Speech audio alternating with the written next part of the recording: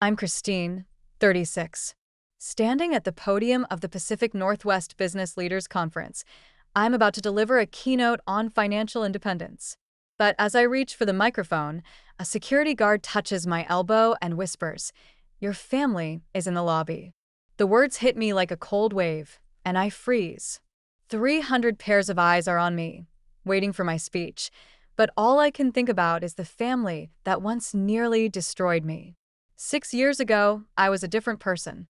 I was Christine, a 30-year-old who had just graduated from the University of Miami with a Bachelor of Business Administration, summa cum laude. The auditorium was filled with rows of black caps, and proud families were clutching bouquets and raising their phones to capture every moment. But in the fourth row, there were 3 empty seats that were supposed to be for my family. My phone vibrated, and it was a text from my mom, Linda. "Sorry, honey. You know how Uncle David gets about the World Series. He's been hosting for 15 years. We'll celebrate next weekend."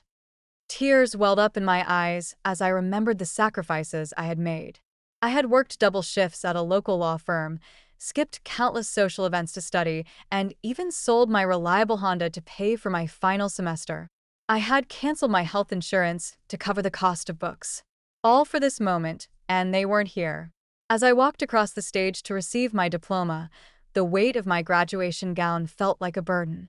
The dean's smile was warm, but I couldn't help but look at those empty seats.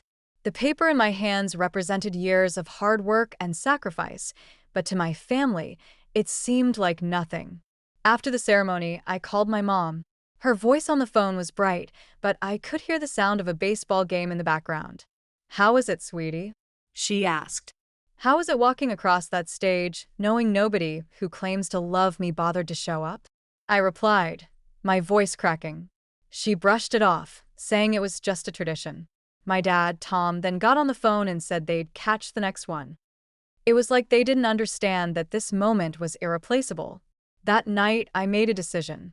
I pulled up an airline app and booked a one-way ticket to Hawaii.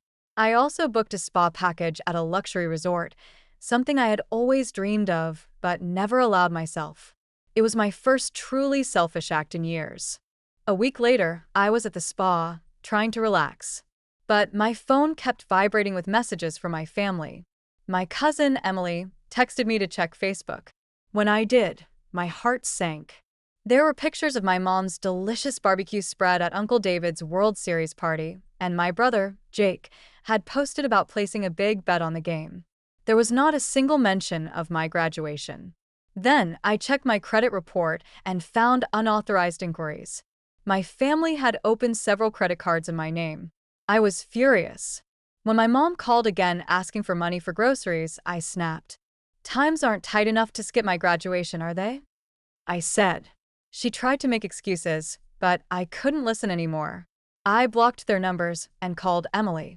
She put me in touch with her lawyer friend, Sarah, who specialized in identity theft. Back at my apartment in Miami, I started to gather evidence of my family's financial abuse. I found bank statements, loan documents, and texts where they had guilted me into lending them money. It was all there in black and white. One night, at 3 a.m., there was a banging on my door. It was my family, claiming they needed to retrieve their property. I called the police and packed my bags. I knew I had to leave Miami and start a new life. I got a job offer in Seattle, 3,000 miles away. It was a great opportunity with a high salary and full benefits. I accepted it without hesitation. 2 weeks later, I was moving out of my apartment. My friend, Lily, came to help me. As we were packing, I received an email from my dad's lawyer, demanding a response to their reasonable request for family reconciliation. I deleted it without reading. On the day I left Miami, Uncle David called me.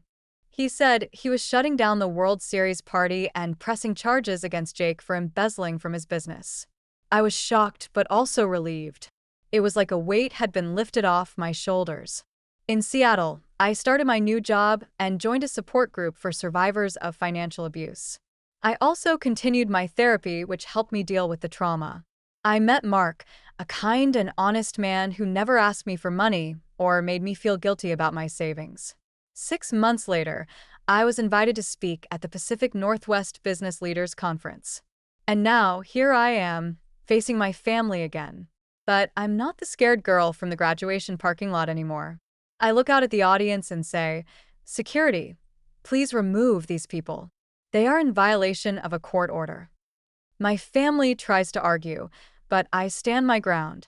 I tell the audience about my graduation betrayal, the stolen identity, and the years of manipulation.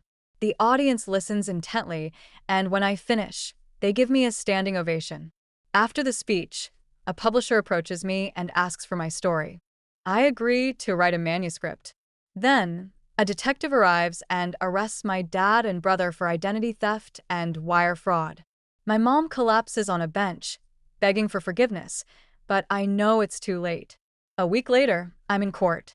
The judge makes the restraining order permanent, and my family's charges multiply. As I leave the courthouse, I feel a sense of peace. The rain is falling, and it's like a cleansing. I know that the journey ahead won't be easy, but I'm ready. I'm finally free.